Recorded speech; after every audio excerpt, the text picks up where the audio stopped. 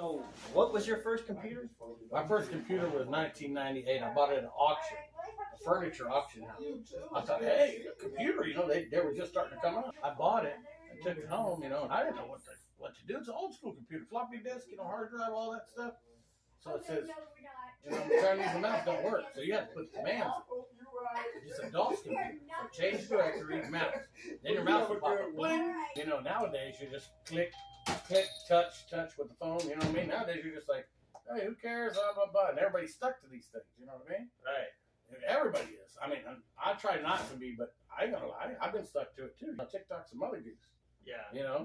But like with my first computer, that was such a trip that you had to give it every command. But nowadays, come on, dude, you got touch screen, everything. Yeah. These kids just be like, hey, I want to see, a guy with 5 eyes. You know what I mean? There's gonna be an AI guy with 5 eyes. Nowadays, AI is taking over everything. I don't believe any videos I see now. That could have been Bigfoot, right? Yeah. Could have been an alien. You never know. But remember, we were stuck. We went from being stuck to the radio, from generating to the idiot box, the TV. Yeah. Then what? Then to the computer. We were stuck on a computer in the 90s with AOL, remember? Yeah, the old desktop. Then we bounced out. Now where are we? Right here. Everybody's got one of these. You don't need a computer nowadays. Right. Well, that is the phone. Yeah, you got a computer. Man, these kids, man, it's crazy, dude. I don't understand the addiction and just sitting here and looking the whole time. To us, we want to live life. To this, you're wasting your time, brother. This is a waste of time and money. You think about it. But it's like, I didn't use Facebook for the longest time. Yeah. And then I realized, okay, I need to be on Facebook. Like, I need to be active. Yes. My business. Yes. So I started doing that, and then I'm like, well, I really need it on my phone. I always had it on my desktop computer, but then I said, okay, I need to have it on my phone for something. I guess so I could check it more. I don't know, but I put it on my phone, and then it took a while for Facebook to figure out what I liked, and it knows I like old football games. Yeah. So I'll start watching that, and then they're really cool, because it's like, I love dude. I love watching the old school. Yeah. Man, the old Super Bowls. I had that tape back in the '96. That tape of the first 15 Super Bowls or whatever. Really? Man, I watched that thing religiously, dude. I comment for comment. You're going on the 90-yard line. Blah blah blah. Just doing crazy stuff, man. And back then when they showed the game, there wasn't 5,000 things on the screen. Yes. It just had the clock. Yeah, that's it. And the score, that was it. Nowadays, you're like, you got to read the bottom, you got to read the top, you're left and right. You're like, dude, I'm confused as hell. And as you get older, you're like, did I read that right? You don't know. And then they have the picture-in-picture to show, the end of some other game at the same time. Man, I got a buddy, man, that he don't believe in picture-in-picture. He got 3 TVs. Oh, and he's a religious football watcher. That's why he has 3 TVs. He's watching 3 different games at one time. Yeah. I'm like, dude, you are serious. I love football. Trust me. I can tell you, the statistics from Walter Payton to Jerry Rice. You know what I mean? Yeah. Hey, Walter Payton was the greatest running back of all time until Emmitt Smith passed him. But remember, Emmitt Smith went to the Cardinals. Come on, dude. If Dallas didn't want you no more, nobody really wanted you. So you ran them yards on purpose to beat Walter Payton's record. Yeah. Which I don't think was cool, but I'm not a big Dallas fan. If anybody's a big Dallas fan, I'm not a big Dallas fan. I'm a Niners fan. I love the Niners. I love Jerry Rice. I love Joe Montana. But, Brady, good old Brady, man, what about that Deflategate and all that other stuff, man? Yeah. That's some cheating in games, man. That's not cool. You heard of Larry Zonka? Oh, yeah, I love Larry Zonka, dude. He broke his nose 11 times? Oh, yeah, Larry Zonka was a beast, man. Played for Miami Dolphins, undefeated season, 1972. Yeah. Brother, I know my stats. They were showing his helmet. Oh, yeah. And he was a monster. The helmets back then were thin, yes. Quarter-inch plexiglass. Yeah. We used to, when we were kids, when we played for Pop Warner, man, in California, we always wanted the bike helmet. The one that said bike, not Rydell. We were like, oh, Rydell one's a cheap one, the bike's a good one.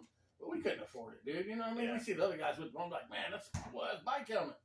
Wasn't no different than our helmet, dude. We had the same batting, just different manufacturer. Right. But we wanted that hey, we want these Nikes, or whatever. We wanted the name brand, Yeah. But dude, it protected us just good. But Pop Warner, man, that was some fun time, man.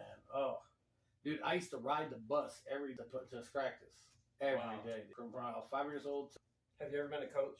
Yes, I coached my nephews when he was 5 years old. I coached just for the Jaguars. Me and Coach Blade. Ooh, man, we had this one little kid. Let me tell you a story about this kid. These are a bunch of inner city kids, man. They're really poor. You know what I mean? I pick up about 6, 7 kids at a time. And I'm with my nephew. You know what I mean? This ain't my son. This is my nephew. Right. So I'm volunteering. Doing extra stuff. And but I'm a defensive coach. It's like, hey, you defensive coach. Blah, blah, blah. I'm picking up all these kids, man. And Coach Blade, the moms would come up to us.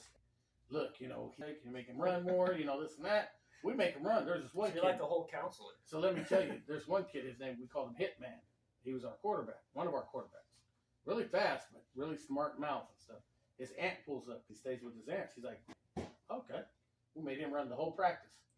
After we made him run that practice, we got the net from the back of the Coach Blade Sherry Blazer. Hung that little boy in that net, took his socks off and stuff like, what y'all gonna do to me? Oh my God. You gonna hit a woman again? You gonna touch your auntie again? Put him in the back of the truck. Where y'all taking me? Oh, please, Lord, no. You gonna touch another woman again? He didn't touch nothing. That aunt showed up like 2 weeks later. Been good in school. He's been doing great. We ain't had no problem with him in practice. You know what I mean? But like some of them kids, they needed that. Like one kid I would drop off. It was sad, dude, because he would go knock on his door. No.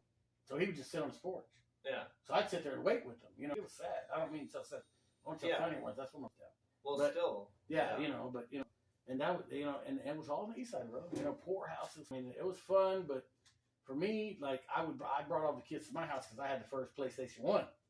You know what I mean? They were like, you got a PlayStation? I'm like, oh yeah, Coach got a PlayStation. Y'all want to come over? Let's go. Give them pizza, all that. We had lost our game that week and everything, but I knew they were disadvantaged kids.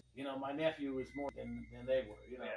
And I figured, hey, that I'll do some good in the world, help out and help my nephew out and help these kids out because some of these kids were really good kids and they played. I'd see them at Walmart. Hey, Coach, how you doing? Like, oh, good Lord, you know what I mean? And their mom was like, oh man, there's this one. Let me tell you, this is a funny one. Okay, we're at a game. Okay, and this mom walks up to me. I guess her baby daddy shows up or whatever. And he's sitting there telling him, son, when you get down to 3-point stance, blah, blah. The baby mother comes over to me and tells me, hey, Coach, you need to go tell him. He can't tell him a thing. Did you the coach? And you tell him what? I said, hey, ma'am, that is his father. He can tell him whatever he wants, ma'am. I'm not doing nothing with that. Nuh-uh. No. That's his son. He can tell him what he wants. I'm going to teach him what I know in practice, and that's good enough, Yeah. But that happened a lot. When the dads would show up, they'd be, hey, Coach, look, I'm not getting in y'all's drama. That's y'all's stuff, I'm here to coach your kid, That's it. There's a lot of passion in Little League football. Oh, yeah, dude. Man, you see grown men out there like, oh, going crazy. Did you have a coach that had a kid that would scream the kid's name the entire game? Oh, yeah, dude. Oh, yeah. It just comes out involuntarily. Coach Bill, God, he'd be like, hey, play 22, play 22. 46, whatever he'd say. He'd be yelling and nobody'd hear him, like, that's not the play. He'd run out on the field. Gosh darn it, you son of a mother. And then by the end of the game, there's no voice left. Yeah. Oh, yeah. Coach Bill, he was always like that. And then croaking. And then, what was it? I remember, he grabbed this kid, man. That kid fell down. He grabbed him, picked him up like that. His mom came out on the field. And she said, you don't grab my kid like this, something. Coach Bill said, look, this ain't knitting class. And this ain't the ballerina class. He said, we're raising grown men here, okay? Right. They don't like the way I talk to your kid. They like the way I treat your kid. Take him to his daddy. Right. They didn't say nothing, bro. They loved us, dude, because we disciplined their kids, We didn't hit them, nothing like that, but run to that tree 30 times, you know what I mean? I don't want you, Coach. I'm tired. Oh, you walking? You're going to run again. Come on, keep going. Man, I had this one little kid. He had to be about 150 pounds. 5-year-old, dude. That's a big kid. Name was Cameron. Nose guard? No tackle. You're right. You're exactly right. No tackle. And he would be in there, and he'd be like, Coach, my leg. I'd make him run. He'd always be the last guy to the tree, And I tell him, you have to run another next lap because you're being slow. I want you to be at least second before last. Yeah. At least before the season is over. You know what I mean? Make some progress. But he was just a big baby's mama, and he's always coming out, Coach, I'm tired. I'm like, the game you don't rest until the game's over, buddy. Get your butt back in there. He come out, Coach, my ankle hurts. Let me look at it. It ain't bleeding, it ain't broken. Get back in there, man. He was the cutest little kid. His name was Cameron, man. And I remember he'd walk up.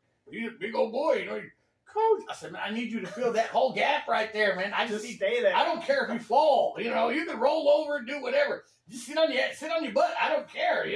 Just fill that hole, bro. I need A gap and B gap to be filled right there.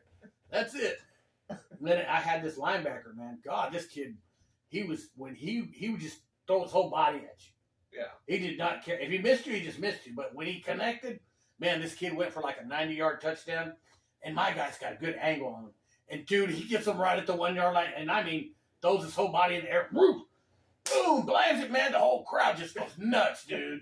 They're like, oh, my God. They're like, did he score? Like, no, he didn't. Because it was such a good tackle. You're just like, whoo! It was bad, man. Did you have kids that... Because I know I had a 1-year coaching stint. Yeah. Me too. I just did a year.